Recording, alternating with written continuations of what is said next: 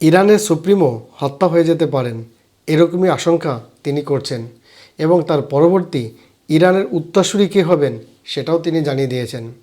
কেন তিনি এরকম ভাবছেন এবং তার উত্তরসূরি কে হবেন এই গুরুত্বপূর্ণ ইনফরমেশন থাকবে আজকের এই ভিডিওতে।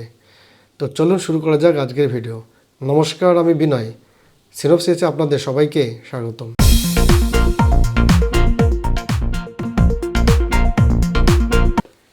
কেন ইরানের সুপ্রিমো তথা ধর্মীয় নেতা, সুপ্রিম পাওয়ারের অধিকারী তিনি আজ এমনটি ভাবছেন যে তিনি হত্যা হয়ে যেতে পারেন, সেটা আলোচনা করব।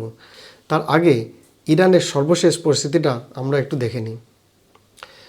বন্ধুরা, গত বছর 27শে ডিসেম্বর থেকে ইরানে গণ আন্দোলন শুরু হয়, আমরা সবাই সেটা জানি। প্রাথমিকভাবে মূল্যবৃদ্ধির প্রতিবাদে বিক্ষোভ শুরু হয়েছিল ইরানে। ক্রমে তা দেশের ধর্মীয় শাসনের বিরুদ্ধে সর্বাত্মক আন্দোলনের রূপ নিয়েছিল। 27শে ডিসেম্বর থেকে শুরু হওয়া গণবিক্ষোভ ইরানে প্রায় 20,000 মানুষের মৃত্যু হয়েছিল বলে অভিযোগ। কয়েকটি মানবাধিকার সংগঠনের দাবি 30,000-এর বেশি বিক্ষোভকারীকে খুন করা হয়েছিল ইরানের সর্বোচ্চ ধর্মীয় নেতা খামেনাইর বাহিনীর হাতে। তাহলে বুঝতে পারছেন এই যে খামেনাই এতটা নিষ্ঠুর, এতটা ক্রুড। গত বছর 27শে ডিসেম্বর থেকে যে আন্দোলন ইরানে শুরু হয়েছিল, সেই আন্দোলনকারীদের নির্মমভাবে গুলি চালিয়ে হত্যা করেছে তাদের।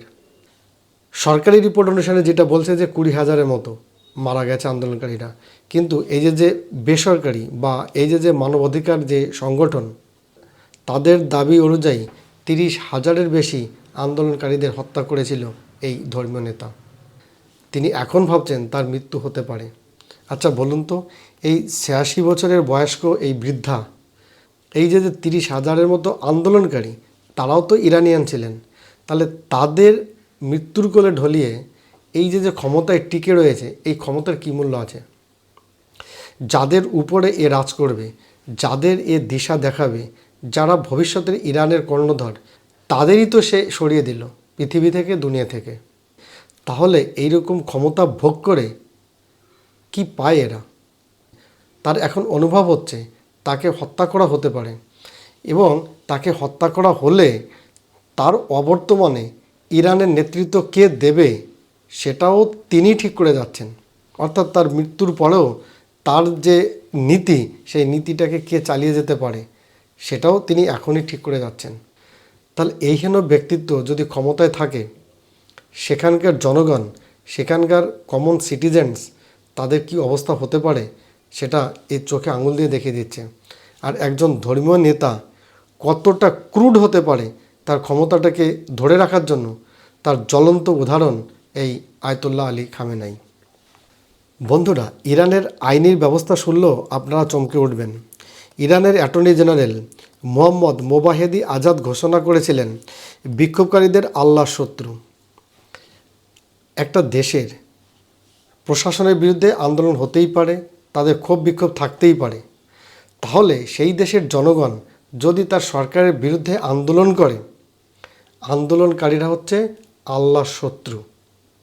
তার মানে এখানে বোঝাতে চাইছে যে এই আয়াতুল্লাহ আলী খামেনাই তিনি আল্লাহর বরাবর। অর্থাৎ এই আয়াতুল্লাহ আলী খামেনাইয়ের যারা শত্রু, তারাই আল্লাহর শত্রু।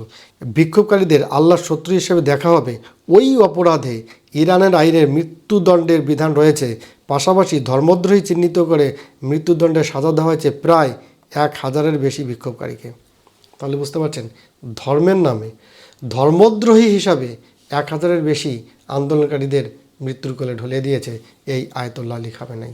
এছাড়াও আরও 800 জন আন্দোলনকারীর মৃত্যুর সাজা দিয়েছিল। তবে পশ্চিমা দেশ এবং আমেরিকার প্রেশারের কারণে তাদের ফাঁসির সাজা এখনও দিতে পারেনি। তবে তাদের সাজা কিন্তু মকুব করেনি। এখনও জানানো হচ্ছে যে তাদের ফাঁসি দেওয়া হবে, তাদের ফাঁসি কার্যকর করা হবে। তবে সেটা কবে, সেই ডেটটা শুধু এখনও ফিক্স করা হয়নি। আয়াতুল্লাহ আলী খামেনাই ইরানের গণ আন্দোলনের কারণে একদিকে যেমন তিনি ভিতরে বিপর্যস্ত, অন্যদিকে ডোনাল্ড ট্রাম্প বাইরের থেকে এই খামেনাই সরকারকে প্রেশারাইজ করে যাচ্ছে। এই নিউক্লিয়ার চুক্তি সাইন করানোর জন্য বারবার প্রেশারাইজ করে যাচ্ছে এই খামেনাই সরকারকে। ডোনাল্ড ট্রাম্প জানুয়ারি মাসের প্রথম দিকে ওমানের রাজধানী মাস্কাটে আলোচনায় বসেছিল এই নিউক্লিয়ার ডিল সাইন করানোর জন্য। আর ঠিক তার কয়েকদিন পূর্বে আরব সাগরে নিয়ে এসেছিল আমেরিকা যুক্তরাষ্ট্রের বিখ্যাত এয়ারক্রাফট ক্যারিয়ার আব্রাহাম লিঙ্কনকে। এয়ারক্রাফট ক্যারিয়ার এই আরব সাগরে বসিয়ে ইরানকে প্রেশারাইজ করা হয়েছিল যে যদি নিউক্লিয়ার চুক্তিতে সাইন না করে তাহলে তোমার উপরে আক্রমণ করা হবে। যদিও আয়াতুল্লাহ আলী খামেনাই এই প্রেশারে কিন্তু ভয় পায়নি, সাইন করেনি। তাই প্রথম দফার যে বৈঠক সেটা ব্যর্থ হয়। দ্বিতীয় দফার বৈঠকও হয়েছিল জেনেভাতে। ঠিক সেই সময় আরেকটি যুদ্ধজাহাজ এয়ারক্রাফট ক্যারিয়ার সেটাও নিয়ে আসে।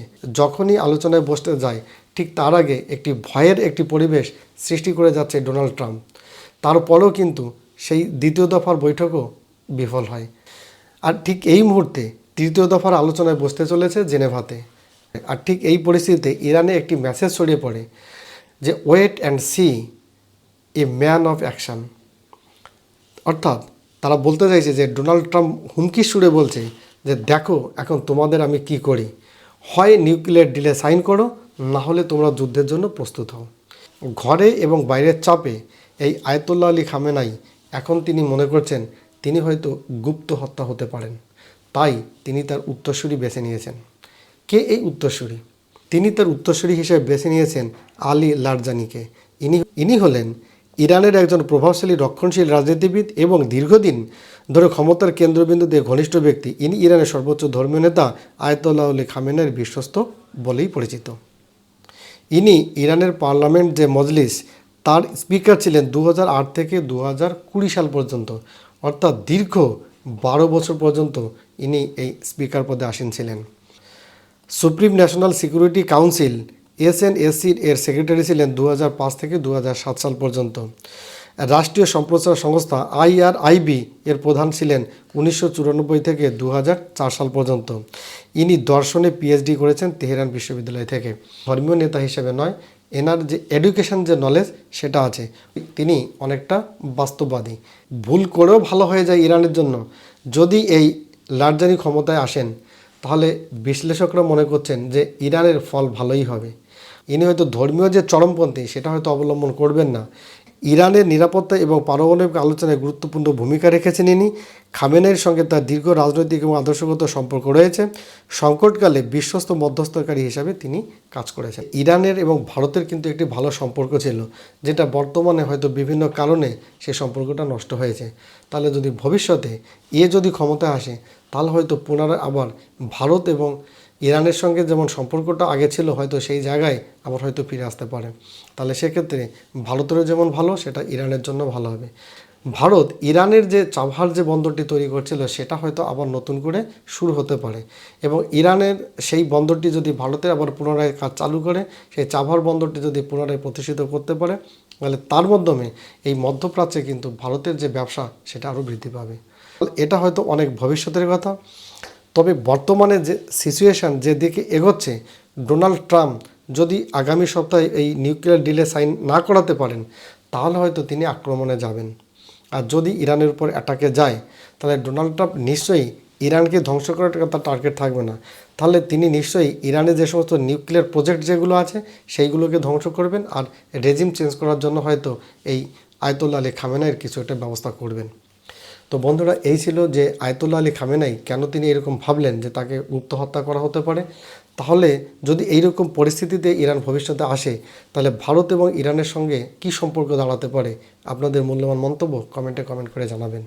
যদি এই ধরনের আন্তর্জাতিক খবরে আপনাদের উৎসাহ থাকে তাহলে অবশ্যই আমার চ্যানেলটিকে লাইক, শেয়ার এবং সাবস্ক্রাইব করে আমার পাশে থাকুন। ধন্যবাদ।